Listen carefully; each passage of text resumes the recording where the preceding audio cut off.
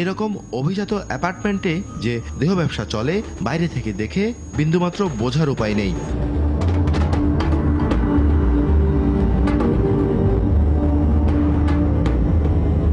অভিযোগ আছে উত্তরার এই বাড়িতে কলেজ পড়ুয়া মেয়েরা নিয়মিত আসেন, যাদের খদ্দের প্রতিষ্ঠিত ব্যবসায়ী, উচ্চপদস্থ সরকারি বেসরকারি কর্মকর্তা কিংবা বকে যাওয়া ধনীর দুলালরা।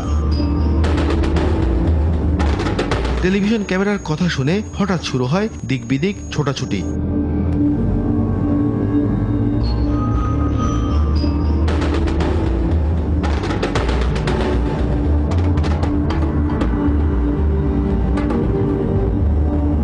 উত্তরার পাশে খিলক্ষেতেও বেশ কিছু বাড়িতে চলে এমন অনৈতিক কাজ।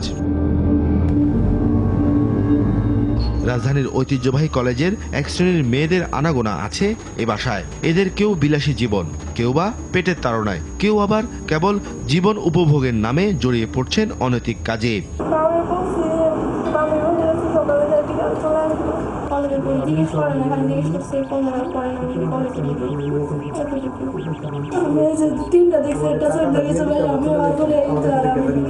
আর সুযোগ কাজে লাগিয়ে ব্যবসা ফেদে ফায়দা লুটছেন এক ব্যবসায়ী। যে ফায়দার দাম বাড়াতে অনেক সময় পেশাদার যৌনকর্মীদেরও চালিয়ে দেওয়া হয় কলেজ বিশ্ববিদ্যালয়ের ছাত্রী পরিচয়ে।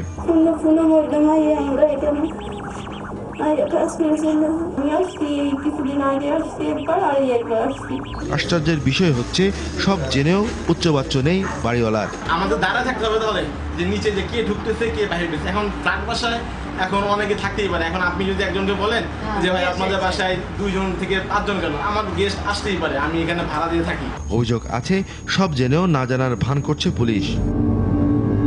গ্রাম ও মফস্বল থেকে আসা মেয়েদের এমন অনৈতিক কাজে বাধ্য করা হচ্ছে জানিয়ে এই মানবাধিকার কর্মী বললেন, এইসব কারণে সমাজ ও পরিবারে অশান্তি নেমে আসছে। তাদেরকে এমনভাবে প্রলোভিত করা হয় যে তারা বুঝতেও পারে না। যেমন ধরেন তারা যখন মফস্বল থেকে নতুন আসে তখন তাদের সিনিয়র লেভেলে যারা দালাল আছে মহিলা, তখন তারা তাদেরকে এমনভাবে মিশে যায় ওদের, তখন স্বাভাবিকভাবে মনে করে আমার সিনিয়র আপা আমাকে খুব ভালোবাসে। এই যে ট্র্যাপের মধ্যে পড়ার পর তাদের ছবি তোলা হয়, তাদের সমস্ত কিছু রাখা হয়। একটা সময় যখন তারা বুঝতে পারে এবং তারা সরে আসতে চায় তখন তাদেরকে ফোর্স করে যে তুমি যদি এখন না যাও তাহলে তোমার ছবিগুলো আছে তোমাদের বাড়িতে পাঠানো হবে।